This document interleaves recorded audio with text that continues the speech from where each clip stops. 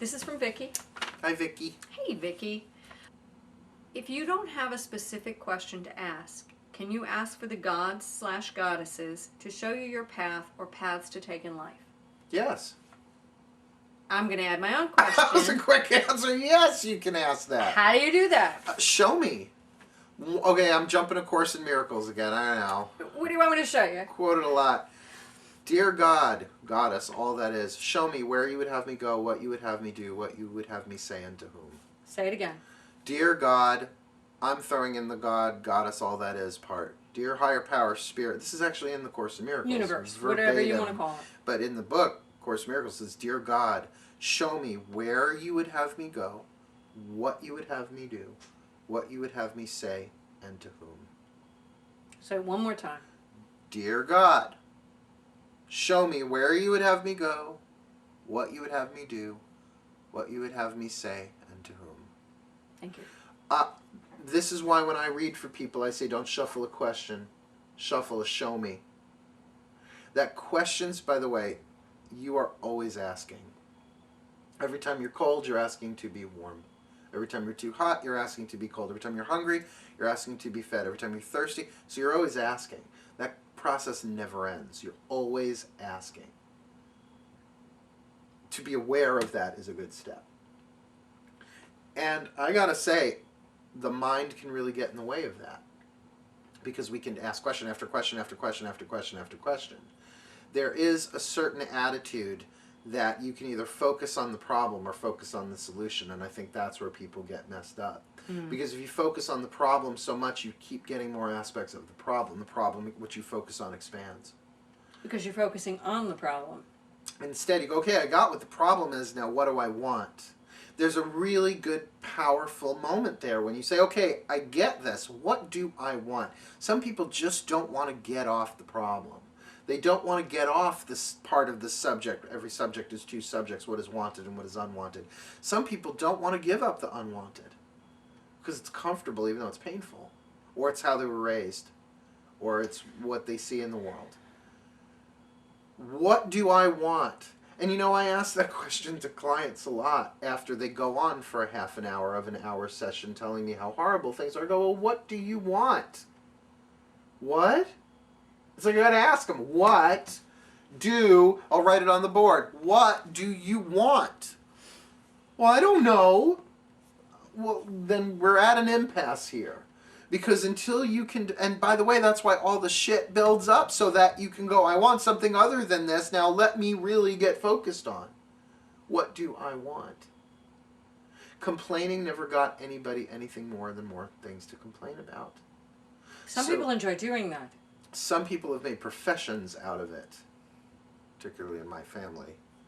And my practice is, see, I learn a lot through stories. I teach through stories and I learn through stories. So I have learned one of the strongest things I could do to change the quality of my experience, maybe not the outer so much, but my experience of it, is to watch the stories that I tell and how they feel. As you're telling them? And to tell a better feeling story. To tell the story of what I want instead of the story of what is. Got it. I know should I ever marry or commit again, that will be in my wedding commitment vows. I vow to the best of my ability to tell the best feeling story of what's going on here.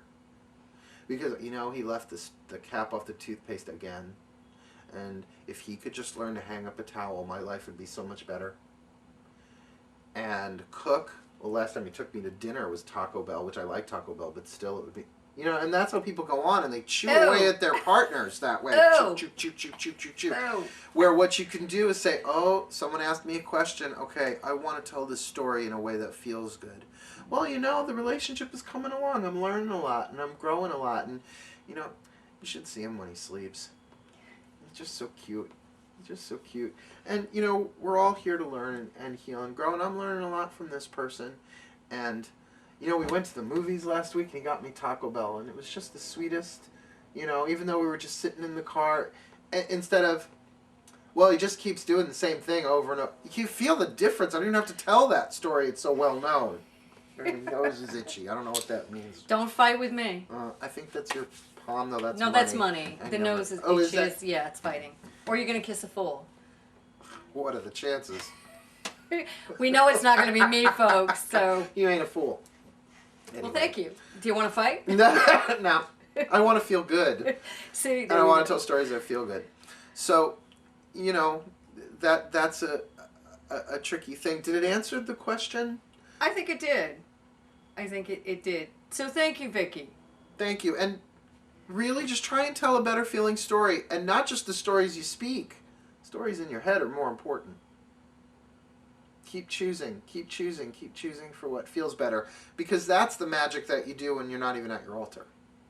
And you do perpetually, because that's the magic that you do as you're waking, breathing every moment of your day. I'll give you an example real quick, and then I think this will put a button on this one. I know witches who will research their spells and find the astrological hour, which gives me a headache doing all that math, and the right day, and we'll go out to find the perfect shade of the color of candle and the essential oil, and they will cast this spell and get the words. I mean, like it's written from a lawyer, the spell. So airtight, so watertight, so fire-tight, so earth-tight. They'll cast it, and then the next day, when they didn't get what they want, they start chipping away at it through the stories they tell. Like money magic. Oh, I did this prosperity spell. Oh God, I can't believe the bills are coming in, and they're just saying, I don't have the money for it, and they counteract everything that they do. They're just destroying the spell. And it's not that the spell stops. The spell is hovering, waiting to return to them, but they're not on the frequency where they can receive it. So they have to really learn to tell the story of what they want consistently. And by the way, we're talking about a predominant amount of the time. You just need to tilt the balance to the predominant. I have never been a Pollyanna type person. That's the problem I have had with people with the power of positive thinking. Let me pinch your cheek. Oh. The deal is that no biting. 24 hours out of the day, you gotta be in that good feeling place 12 hours plus 1 second. You just need to tilt the balance, and that takes practice. So if you're doing a money spell, cast your brains out. Have fun with it. But then start telling the story, particularly in your own mind. But money's on its way to me. I did the right spell. I researched it, and it felt good when I did it. So now I just got to keep feeling good. And one of the ways I can do that is, oh, what a beautiful day today is. Oh, the wind is nice and crisp today. Oh, I could use a sweater, though. Oh, I really like that sweater. And you just build one thought upon the next, because that's really how the law of attraction works, by the way. Works first on the level of thought. You think a thought that feels hopeful, you'll attract another thought that feels helpful. Then you say, I want to think a better feeling thought. You might get an optimistic thought to then add to that, and then you get another optimistic thought. Like attracts like. Birds of a feather flock together. People don't realize it when they're doing that with angry thoughts. That's why it's like, oh, traffic. I can't believe the traffic. Can't believe it's 8:30 with traffic on Long Island. Oh, what a shock. Oh God, I'm gonna be late. I'm gonna be late. Right. Anger, irritation, frustration just builds and builds and builds and builds. So that is the process of being aware, and that, to me, that's where witchcraft begins and ends. Is what are you doing inside your own head? Cool. Very cool. Thanks, Vicki. Thanks, darling.